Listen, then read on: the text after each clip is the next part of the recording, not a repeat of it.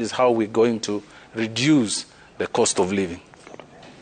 Naam, okay. Asante sana Mheshimiwa Chelugui. Mheshimiwa Moses Kuria, ni kurejeshe kwenye lile swala la bei ya mafuta.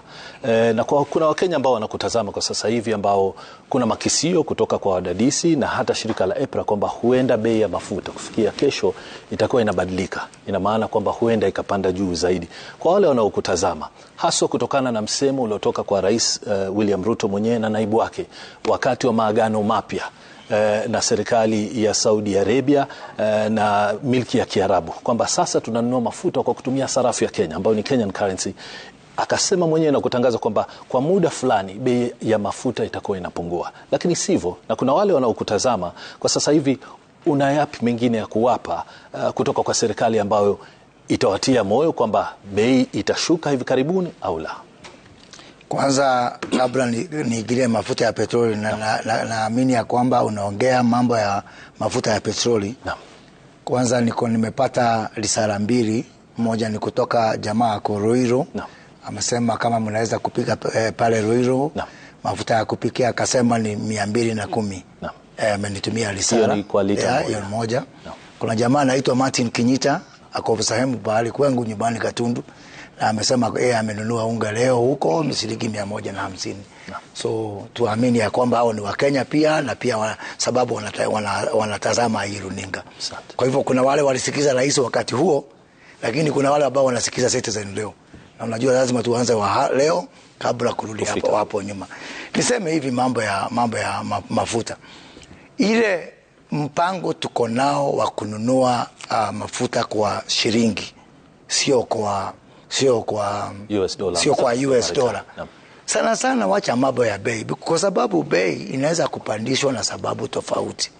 Kuna bei zinaweza kupanda kwa sababu ya crude oil ile ya dunia vile inaenda. Na tumetazama crude oil vile inaenda. Bado hatujaanza kuwa na mafuta yetu.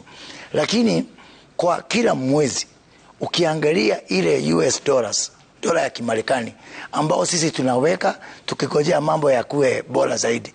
Nikuambia ya kwamba Nimrod, na mimi ni mtu wa uchumi, nimesomea mambo ya uchumi. Kama sio hili jambo, hata hiyo shilingi tunasema imedhoofika. Kama sio hilo jambo, ingekuwa imedhoofika zaidi.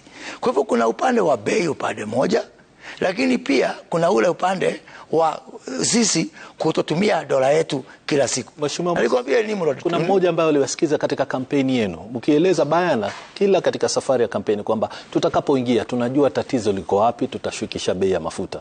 Leo hii hiyo suluhu iko au haiko? Iko, kwa sababu kama tukifanya hiyo mikakati, my friend, wacha nikuambie ukweli.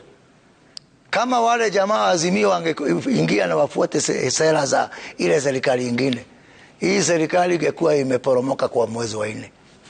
Usikie hiyo. Ni miujiza vile tumeshika uchumi ambao ilikuwa taabani kabisa, iko katika ICU. Sasa hii unaweza kusema haijashuka, lakini nikwambie bayana kama wangefuata sera za serikali ile nyingine, kwa wakati huu uchumi ungekuwa umeporomoka kabisa.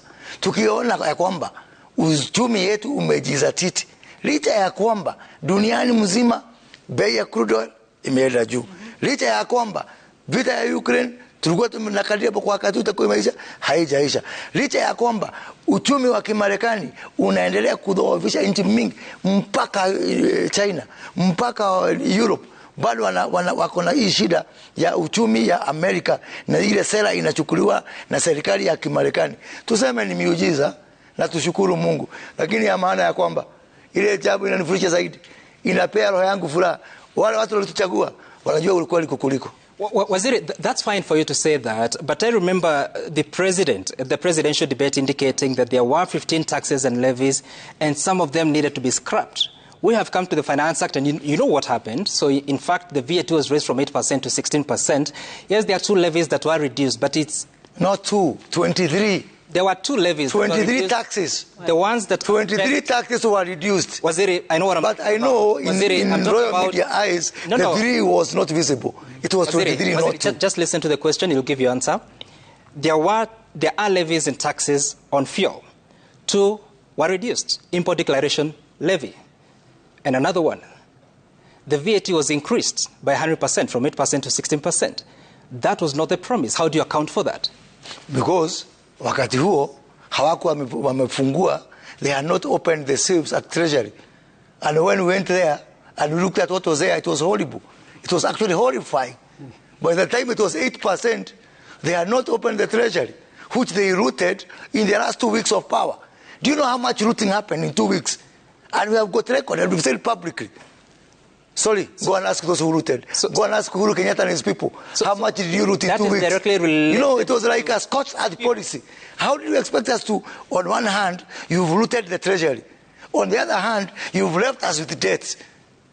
Unbelievable debts. And they know what they were saying because they knew what they had done. They had said, give these people until December. This government will collapse. Because they know what they had done. So we thank God. And we thank our Kenyans for being patient with us. That despite the fact that we found a poison pill, that because they had set up conditions that could have led to the collapse of this economy, we were able with our Kenyans. Because at the end of the day, people who we went to explain to them, Kenyans, understand, this is a situation, this is what I found them to be. By the way, you know, Kenyans are amazing people because they have been very patient with us, and they know because we have not made errors on fundamentals. You know, there is errors on the contemporary facts, and there are errors on fundamentals. We scrapped subsidies on at the consumer level. We did subsidies on productions, on fertilizer. We have done stabilization of all the macroeconomic, indicators. We are saying that maybe today is not as good as we would have wanted it to be. But because we didn't mess up with the fundamentals, as we build the curve, and as the global economy improves, I know Kenyans know that we've got a better tomorrow. Asante Mheshimiwa.